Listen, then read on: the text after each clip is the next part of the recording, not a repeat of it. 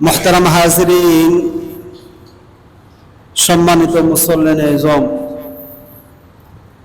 আল্লাহ পাক রব্বুল আলামিনের দরবারে লাখ কোটি শুকরিয়া, যিনি আমাদের সকলকেই পবিত্র শুক্রবার জুমার নামাজ আদায় করার জন্য আল্লাহর ঘর মসজিদে আসার তৌফিক দান করেছেন।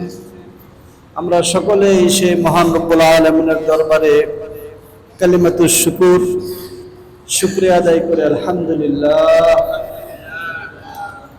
প্রিয় হাজিরিন, আমি আপনাদের সামনে দুইটি কোরআনে পাকের ছোট্ট আয়াত, নবীজি সাল্লাল্লাহু আলাইহি ওয়াসাল্লাম এর অসংখ্য লক্ষ লক্ষ হাদিস থেকে ছোট্ট একটি হাদিস পাঠ করেছি।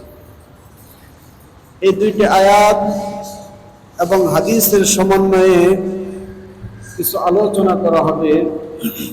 আমরা সকলেই অত্যন্ত গুরুত্ব সহকারে শ্রবণ করব ইনশাআল্লাহ। প্রিয় হাজিরিন, আল্লাহ তাআলার সাথে বান্দার সম্পর্ক সুদৃঢ়, অত্যন্ত গুরুত্বপূর্ণ। বান্দা আল্লাহ তাআলার ইবাদত করবে, আল্লাহ তাআলাকে রাজি খুশি করবে, এটা হলো বান্দার নৈতিক দায়িত্ব। আল্লাহ তাআলাকে রাজি খুশি করবে, আল্লাহ তাআলা বান্দার প্রতি সন্তুষ্ট থাকবেন। কিভাবে আল্লাহ তাআলাকে সন্তুষ্ট রাখা যায়, কি কাজ করলে আল্লাহ তাআলা খুশি হবেন, এই দায়িত্ব হলো বান্দা।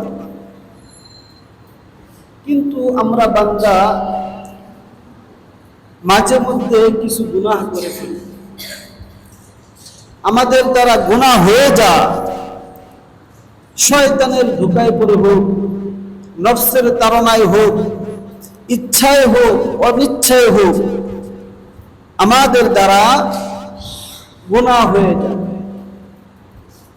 আমাদের দায়িত্ব হলো আল্লাহ তাআলাকে রাজি খুশি করা, গুনাহ না করা, ইবাদতের কাজ করা। কিন্তু আমাদের দ্বারা গুনাহ হয়ে গেলে কি করতে হবে, বান্দার কাজ কি, এটাও আল্লাহ তাআলা বান্দাদের জন্য রেখে দিয়েছেন।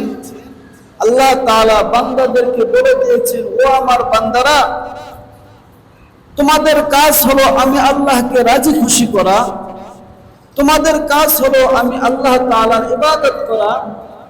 তারপরেও তোমরা যদি শয়তানের ধোঁকায় পড়ে, নফসের তাড়নায়, নফসকে খুশি করার জন্য যদি গুনাহ করে ফেলো, বান্দারা তোমরা আমার কাছে তওবা করো। সুবহানাল্লাহ। আল্লাহ তাআলা বান্দাদের জন্য তওবার রাস্তা খুলে রেখেছে। আল্লাহ তাআলা যদি এরকম করতেন, বান্দা গুনাহ করবি, কোনো মাফ নাই, উপায় ছিল, কোনো উপায় ছিল। বান্দা জিনা করবি, তোর কোনো ক্ষমা নাই, চুরি করবি, কোনো ক্ষমা নাই, সুদ খাবি, কোনো ক্ষমা নাই, ঘুষ খাবি, কোনো ক্ষমা নাই, মানুষকে হত্যা করবি, কোনো ক্ষমা নাই।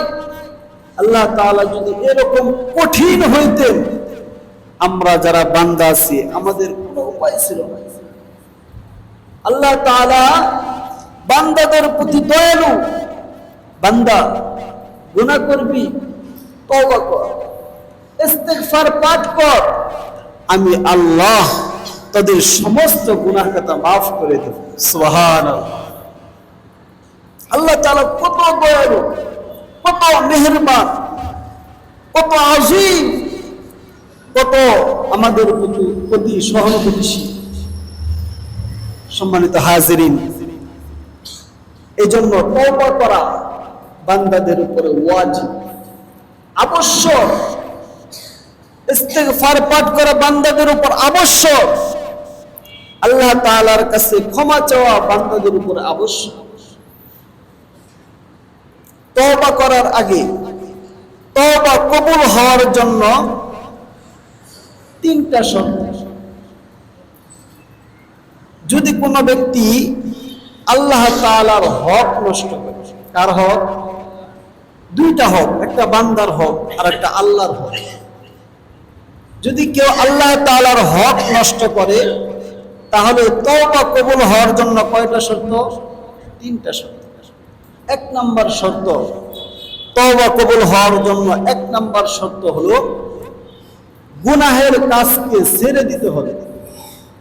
আমরা যে গুনাহের কাজ করি, আল্লাহ তাআলার কাছে যদি তওবা করতে চাই, এক নাম্বার কি? গুনাহের কাজ ছেড়ে দিতে হবে। দুই নাম্বার, যে গুনাহের কাজটা আমরা করে ফেলেছি সেই কৃত গুনাহের জন্য অনুতপ্ত হতে হবে, লজ্জিত হতে হবে, আল্লাহ তাআলার কাছে মাথা নত করতে হবে। তিন নাম্বার শর্ত হলো ভবিষ্যতে আগামীতে আর সেই গুনাহ করবে না, তার উপরে দৃঢ় সংকল্প করতে হবে যে আর গুনাহের কাজ করবে না। যদি এটা আল্লাহ তাআলার হক সংশ্লিষ্ট কোনো গুনাহ হয়,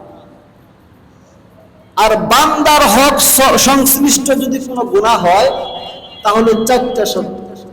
এই প্রথম তিনটা শর্ত, তার সাথে চতুর্থ নাম্বার শর্ত হলো যে যদি বান্দার কোনো হক কেউ নষ্ট করে থাকে, যেমন সম্পদ, কেউ যদি কারো সম্পদ আত্মসাৎ করে থাকে, তাহলে তওবা কবুল হওয়ার জন্য শর্ত হলো ওই আত্মসাৎকৃত সম্পদ ওই ব্যক্তিকে ফেরত দিয়ে দিতে হবে। অন্যের সম্পদ আমি নিজে দখল করে যতই আল্লাহ তাআলার কাছে তওবা করি, আল্লাহ তাআলা সেই তওবা কবুল করবে না, কারণ এটা বান্দার হক।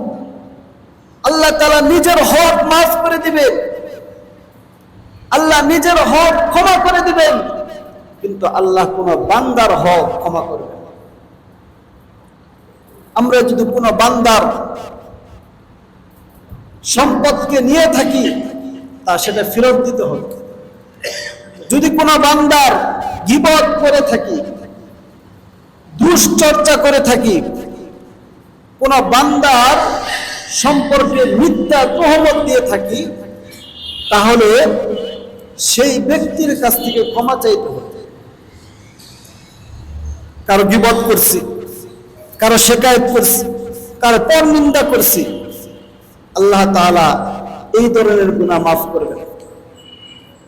যার সাথে সংশ্লিষ্ট, যার গীবত করেছি, যার পরনিন্দা করেছি, যার দুশ্চর্চা করেছি, ওই সমস্ত গুনাহ ক্ষমা চাইতে হবে কার কাছে? ওই ব্যক্তির কাছে।